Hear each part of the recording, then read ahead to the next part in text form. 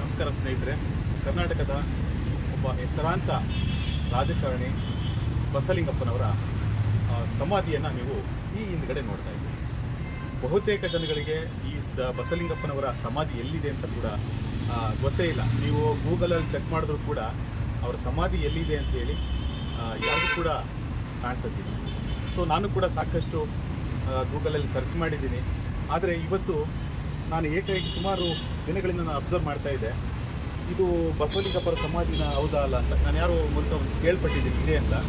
So ನಾನೀಗ ನೋಡ್ತಾ ಬಂದೆ, ಆ್ಯಕ್ಚುಲಿ ಇದು ಸಮಾಧಿನೇ. ಈಗ ಇಲ್ಲಿ ದೊಡ್ಡದೊಂದು ರಾಜಕಾಲುವೆ ಇದೆ, ಆಮೇಲೆ ಇಲ್ಲೆಲ್ಲ ಶೀಟ್ಗಳು ಹಾಕಿದ್ದಾರೆ. ಇಲ್ಲಿ ಯಾರು ಒಡೆತನದಲ್ಲಿದೆ ಈ ಸಮಾಧಿ ಅನ್ನೋದು ನಮಗಿನ್ನೂ ಗೊತ್ತಾಗ್ತಾ ಇಲ್ಲ. ಇಲ್ಲಿ ನೋಡಿದ್ರೆ ತುಂಬ ಅಸ್ತವ್ಯಸ್ತವಾಗಿದೆ ನೋಡಿ. ಯಾವುದೇ ರೀತಿಯ ಕ್ಲೀನ್ ಇಲ್ಲ, ಒಂದು ಜೀರ್ಣೋದ್ಧಾರ ಕಾರ್ಯವನ್ನು ಕೂಡ ಮಾಡಿಲ್ಲ. ಒಬ್ಬ ಹೆಸರಾಂತ ರಾಜಕಾರಣಿ ಬಸಲಿಂಗಪ್ಪನು ಸಾಕಷ್ಟು ಸಮಾಜ ಸೇವೆಯನ್ನು ಮಾಡಿದ್ದಾರೆ. ದೀನ ದಲಿತರಿಗೆ, ಶೋಷಿತರಿಗೆ, ಬಡವರಿಗೆ, ಮನೆ ಇಲ್ದಿರ್ತಕ್ಕಂಥ ಎಷ್ಟೋ ಜನ ಇವತ್ತು ಅವರ ಅನ್ನವನ್ನು ತಿಂದುಕೊಂಡು ಬದುಕ್ತಾ ಇದ್ದಾರೆ. ಇವತ್ತು ಕೂಡ ಸಾಕಷ್ಟು ಜನಗಳಿಗೆ, ಸಾರ್ವಜನಿಕರಿಗೆ ಅನುಕೂಲವನ್ನು ಮಾಡಿಕೊಟ್ಟಿದ್ದಾರೆ. ಸೊ ಅಂಥ ಒಂದು ಸಂದರ್ಭದಲ್ಲಿ ನಾನು ಸಾಕಷ್ಟು ಸರಿ ವಿಚಾರಿಸಿದೆ ಎಲ್ಲಿದೆ ನೋಡೋಣ ಅಂತ. ಬಟ್ ನಾನು ಇವತ್ತು ಕೂಡ ನಾನು ಬಂದಿದ್ದೀನಿ ನೋಡಿ. ಇದೇ ಬಸಲಿಂಗಪ್ಪನವರ ಸಮಾಧಿ, ತುಂಬ ಚೆನ್ನಾಗಿದೆ, ಅದ್ಭುತವಾಗಿದೆ. ಆದರೆ ಇಲ್ಲಿ ರಾಜಕಾಲುವೆ ಇದೆ, ತುಂಬ ಸ್ಮೆಲ್ ಬರ್ತಾ ಇದೆ. ಇಲ್ಲಿ ಒಂದು ಹೇಳಬೇಕು ಅಂದರೆ ಈ ಸಮಾಧಿ ಯಾರ್ದು ಅಂತ ಕೂಡ ಅವ್ರ ಹೆಸರು ಕೂಡ ಇಲ್ಲಿ ಮೆನ್ಷನ್ ಮಾಡಿಲ್ಲ. ಅವರು ಯಾವಾಗ ತೀರ್ಕೊಂಡೋದ್ರು, ಯಾವಾಗ ಹುಟ್ಟಿದ್ರು, ಅವ್ರ ಬಗ್ಗೆ ಯಾವುದೇ ರೀತಿ ಮಾಹಿತಿ ಇಲ್ಲ. ಇಲ್ಲಿ ನೋಡ್ತಾ ಇದ್ದೀರಿ ನೋಡಿ, ಎಷ್ಟು ಅದ್ಭುತವಾಗಿದೆ. ಆದರೆ ಇದಕ್ಕೆ ಯಾರು ಕೂಡ ಅದ್ರ ಬಗ್ಗೆ ಗಮನ ಹರಿಸಿದ್ರೆ ಒಂದು ಅನಾಥವಾಗಿ ಬಿದ್ದಿದೆ ಅಂತ ಹೇಳ್ಬೋದು. ಭವಿಷ್ಯದಲ್ಲಿ ಇದು ಯಾರು ಸೊತ್ತಾಗುತ್ತೆ, ಯಾರು ಪಾಲಾಗುತ್ತೆ ಅಂತ ಹೇಳೋಕ್ಕಾಗಿ ಆಗೋದಿಲ್ಲ. ಅಂಥ ಒಂದು ವ್ಯವಸ್ಥೆ ನಿಜಕ್ಕೂ ನಾನು ಹೇಳಕ್ಕೆ ಬಯಸ್ತೀನಿ. ಅಂಥ ಒಬ್ಬ ಅತ್ಯುತ್ತಮ ರಾಜಕಾರಣಿ, ಅವರನ್ನು ಇವತ್ತು ಸಾಕಷ್ಟು ಬುಕ್ಸ್ಗಳಿದೆ, ಅವ್ರ ಹೆಸರಲ್ಲಿ ಸಾಕಷ್ಟು ಬುಕ್ಸ್ಗಳಿದೆ. ಅವ್ರ ಬಗ್ಗೆ ಎಷ್ಟು ಹೇಳಿದ್ರು ಸಾಲದು. ಈ ಕೊಡಗೇಳಿ ಹತ್ರ ಒಂದು ಬ್ಯಾಟ್ರನ್ಪುರ ಅಂತ ಇದೆ, ಅಲ್ಲಿ ಅವ್ರದ್ದು ಒಂದು ಸಮುದಾಯ ಭವನ ಇದೆ. ಈಗ ರೀಸೆಂಟಾಗಿ ಅದನ್ನ ಕನ್ಸ್ಟ್ರಕ್ಷನ್ ಕೂಡ ಮಾಡಿದ್ದಾರೆ. ಸೊ ನಾನು ಇದು ನೋಡ್ತಾ ಇದ್ದೀನಿ, ಇದು ಸಂಪೂರ್ಣ ಹಾಳು ಬಿದ್ದಿದೆ. ಇದು ಭವಿಷ್ಯದಲ್ಲಿ ಯಾರು ಗೊತ್ತಾಗುತ್ತೆ ಅಂತ ಹೇಳೋಕ್ಕಾಗೋದಿಲ್ಲ. ಸೊ ದಯವಿಟ್ಟು ನಾನು ಹೇಳೋಕ್ಕೆ ಬಯಸ್ತೀನಿ, ಸರ್ಕಾರ ಇದ್ರ ಬಗ್ಗೆ ಸೂಕ್ತವಾದಂಥ ರೀತಿಯಲ್ಲಿ ಇದನ್ನು ಜೀರ್ಣೋದ್ಧಾರ ಕಾರ್ಯ ಮಾಡಬೇಕು. ಯಾರೂ ಕೂಡ ಇಲ್ಲಿ ಅತಿಕ್ರಮ ಪ್ರವೇಶ ಮಾಡೋದಾಗಲಿ ಅಥವಾ ಬೇರೆ ಏನಕ್ಕಾದರೂ ಮಿಸ್ಯೂಸ್ ಮಾಡ್ಕೊಳ್ಳೋದಕ್ಕಾಗಲಿ ಆಗಬಾರ್ದು ಅನ್ನೋ ದೃಷ್ಟಿಗೋಸ್ಕರ ಸೊ ಇದನ್ನು ಸರ್ಕಾರ ಗಮನ ಹರಿಸಬೇಕು. ಇಲ್ಲ ಅಂತಂದರೆ ಭವಿಷ್ಯದಲ್ಲಿ ಯಾರಿಗೂ ಕೂಡ ಬೆಲೆ ಇಲ್ಲದಂಥ ಪರಿಸ್ಥಿತಿ ನಿರ್ಮಾಣ ಆಗುತ್ತೆ. ಎಲ್ಲರಿಗೂ ಇತಿಹಾಸವನ್ನು ಕ್ರಿಯೇಟ್ ಮಾಡಿ ಅವರು ಕಾಲವಾಗಿರ್ತಾರೆ. ಅಂಥವ್ರಿಗೆ ನಾವು ಗೌರವ ಕೊಡಬೇಕು ಅಂತ ಒಂದು ನಿಟ್ಟಲ್ಲಿ ಸರ್ಕಾರ ಕೆಲಸ ಮಾಡಬೇಕಾಗುತ್ತೆ. ಸೊ ಅಂಥವರ ಒಂದು ಸಾಲಿನಲ್ಲಿ ಈ ಬಸಲಿಂಗಪ್ಪನವರು ಕೂಡ ಯಾರಿಗೆ ಕೇಳಿದ್ರು ಕೂಡ ಅವ್ರ ಹೆಸರು ಗೊತ್ತಿಲ್ಲ ಅಂತ ಹೇಳಂಗೇ ಇಲ್ಲ. ಅಂಥ ಒಬ್ಬ ರಾಜಕೀಯ ಮುತ್ಸದ್ದಿ ಅಂತ ಹೇಳಬೇಕು. ಇವತ್ತು ನಮ್ಮ ಜೊತೆಲಿ ಹಾಲೇಶಪ್ಪ ನಲ್ಕುದ್ರೆ ಅವರು ಕೂಡ ಇದ್ದಾರೆ. ಅವರು ಸಾಕಷ್ಟು ಇದ್ರ ಬಗ್ಗೆ ತಿಳ್ಕೊಬೇಕು, ನನಗೆ ಗೊತ್ತಿದೆ, ಹೋಗೋಣ ನಡಿ ಸರ್, ಅದೇನಿದೆ ನೋಡೋಣ ಅಂತ. ಇವತ್ತು ಕೂಡ ಇವ್ರು ಬಂದಿದ್ದಾರೆ. ಭಾಳ ಬೇಸರ ವ್ಯಕ್ತಪಡಿಸಿದ್ರು. ಒಳಗಡೆ ನೋಡಿದ್ರೆ ಏನು ಅವ್ರ ಹೆಸರು ಕೂಡ ಇಲ್ಲ ಇಲ್ಲಿ ಅಂತ ಒಂದು ಪರಿಸ್ಥಿತಿ ನಿರ್ಮಾಣ ಆಗಿದೆ. ದಯವಿಟ್ಟು ನಾನು ಸರ್ಕಾರಕ್ಕೆ ಕೈ ಮುಗಿದು ಕೇಳ್ಕೊಡ್ತೀನಿ, ಈ ಒಂದು ಬಸಲಿಂಗಪ್ಪನವರ ಸಮಾಧಿಯನ್ನು, ಸ್ಮಾರಕವನ್ನು, ಜೀರ್ಣೋದ್ಧಾರ ಕಾರ್ಯವನ್ನು ಮಾಡಬೇಕು. ಇದು ಸಾರ್ವಜನಿಕರಿಗೆ ಮತ್ತು ಅವ್ರದೇ ಆಗಿರ್ತಕ್ಕಂಥ ಅಭಿಮಾನಿ ಬಳಗ, ದೊಡ್ಡ ಅಭಿಮಾನಿ ಬಳಗ ಇದ್ದಾರೆ, ಆಮೇಲೆ ಸಮುದಾಯ ಕೂಡ ಇದೆ.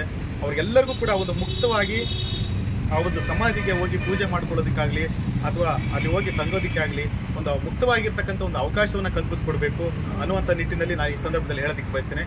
ಎಲ್ಲರಿಗೂ ನಮಸ್ಕಾರ.